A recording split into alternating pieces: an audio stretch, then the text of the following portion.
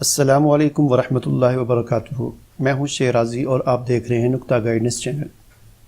آج کی اس ویڈیو میں آپ کو یہ بتاؤں گا کہ دنیا میں سب سے خوش و خرم ممالک کون سے ہیں، یعنی کون سے ایسے ملک ہیں جہاں کے عوام اپنے آپ کو یعنی خوشی میں محسوس کرتی ہے، اور کون سے ممالک ایسے ہیں کہ جن کی عوام جو ہے اتنی خوش نہیں ہے، اور ان میں پاکستان کا نمبر کیا ہے۔ یعنی خوش و خرم ہونے کے اعتبار سے پاکستان کی عوام دنیا میں کتنے نمبر پر، یعنی پاکستان کا نمبر کیا ہے، تو یہ اس ویڈیو میں آپ کو بتاؤں گا۔ تو چلیے بسم اللہ کرتے ہیں۔ ہمارا چینل سبسکرائب کرنے کے بعد بیل آئیکن پر ضرور کلک کریں تاکہ آپ کو نئی آنے والی ویڈیوز نظر آتی رہیں۔ اقوام متحدہ کی ایجنسی کی جانب سے جاری ہونے والی تازہ رپورٹ میں ناروے کو دنیا کا خوش و خرم ترین ملک قرار دیا گیا ہے۔ گزشتہ برس ڈنمارک اس فہرست میں اول نمبر پر تھا۔ دی ورلڈ ہیپینس رپورٹ میں لوگوں کی نفسی بہبود کہ وہ کتنے خوش ہیں اور آخر اس کی وجہ کیا ہے جیسے عوامل کا تجزیہ کیا گیا۔ اس برس کی فہرست میں Norway, Denmark, Iceland, Switzerland اور فن لینڈ بالترتیب دنیا کے 5 سب سے خوش و خرم ملک ہیں۔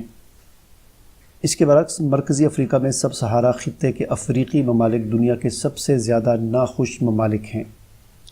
مغربی یورپ اور شمالی امریکہ کے ممالک سب سے آگے ہیں، جبکہ امریکہ 14ویں نمبر اور برطانیہ 19ویں نمبر پر ہے۔ اس فہرست میں پاکستان کا نمبر 80واں بتایا گیا ہے، جبکہ انڈیا 122 اور افغانستان 141ویں نمبر پر ہے۔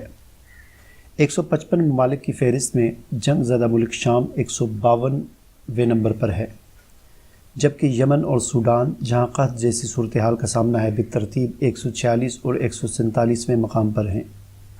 اقوام متحدہ کی جانب سے عالمی یوم خوشی 20 مارچ کو منایا جاتا ہے۔ اس کے تحت ہر برس دنیا کے 150 ممالک میں 1000 افراد سے نفسیاتی نوعیت کے سوال کیے جاتے ہیں۔ مثال کے طور پر 10 زینے والی ایک سیڑھی کا خیال کریں جس کی ابتدا 0 ہے اور سب سے اونچا مقام 10واں ہے۔ سیڑھی کا سب سے بلند مقام ممکنہ طور پر بہترین زندگی کی نمائندگی کرتا ہے، جبکہ اس کا سب سے نچلا حصہ سب سے خراب زندگی کا عکاس ہے۔ تو ذاتی طور پر آپ اس وقت اپنے آپ کو کس مقام پر کھڑا پاتے ہیں؟ اس سوال کے تحت جو اوسط نتیجہ برآمد ہو وہ اس ملک کا سکور ہوتا ہے۔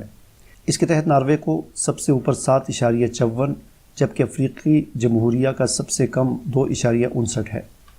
لیکن خوشی ماپنے کے اس عمل میں معاشی ترقی، سوشل سپورٹ، اختیارات، استعمال کرنے کی آزادی، زندگی کی اوسط عمر، سخاوت اور کرپشن جیسے کئی عوامل کو بھی مد نظر رکھا جاتا ہے۔ اس بار ایک سوال یہ بھی پوچھا گیا تھا کہ آخر امریکہ میں مستقل معاشی ترقی کے باوجود بھی خوشیوں کی سطح کیوں کم ہوتی جا رہی ہے؟